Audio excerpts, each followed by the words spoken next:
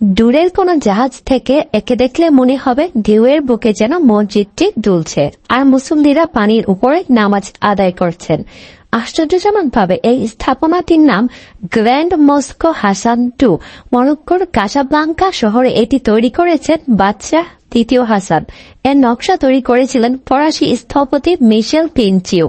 Atlantic মহাসাগরের পানিতে ভাসমান এই মসজিদটির নাম দ্বিতীয় হাসান মসজিদ। এটির অবস্থান মরক্কোর কাসাব্লাঙ্কায়। একে ভাসমান মসজিদ বলার কারণ হচ্ছে মসজিদটির 3 ভাগের 1 ভাগ আটলান্টিক মহাসাগরের পানির উপর অবস্থিত। মহাসাগরের ভাসমান এই মসজিদটি মরক্কো সহ আফ্রিকার সবচেয়ে বড় মসজিদ। মসজিদটির ভেতরে 25,000 এবং ভেতর বাহিরে মিলিয়ে একসঙ্গে লক্ষাধিক মুসল্লি নামাজ আদায় করতে পারেন। নারীদের জন্য রয়েছে নামাজ আদায়ের আলাদা ব্যবস্থা।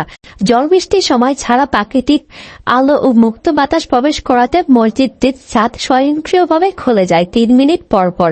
33 ফুট উচ্চতার সামগ্রিক ঢেউ সামলে নেওয়ার ব্যবস্থা আছে এই মসজিদটিতে। সমুদ্রের কোনো গর্জন শোনা যায় না মসজিদটির ভেতর থেকে। 22.24 একর জায়গার উপর অবস্থিত এই মসজিদটির মূল ভবনের সঙ্গে আছে সভাকক্ষ সহ লাইব্রেরি, কোরআন শিক্ষালয়, উজুখানা। 2,500 পিলারের উপর স্থাপিত এই মসজিদের ভেতর পুরোটাই টাইলস বসানো। মসজিদের এলাকার আশপাশ সাজানো হয়েছে 124টি ঝর্ণা ও 50টি ক্রিস্টালাইন ঝাড়বাতি দিয়ে।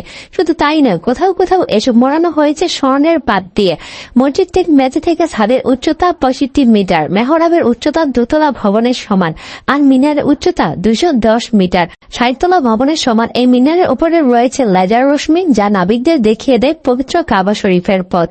30 কিলোমিটার দূর থেকেও স্পষ্ট দেখা যায় এই লেজার রশ্মি। বিশ্বের সবচেয়ে উঁচু মিনার এটি। মরক্কোর বাদশাহ দ্বিতীয় হাসান মসজিদটি তৈরি করেছেন। মসজিদের ভেতরে 25,000 এবং ভেতর বাহিরে মিলে একসঙ্গে লক্ষাধিক মুসল্লি নামাজ আদায় করতে পারে। নারীদের জন্য রয়েছে নামাজ আদায়ের আলাদা ব্যবস্থা।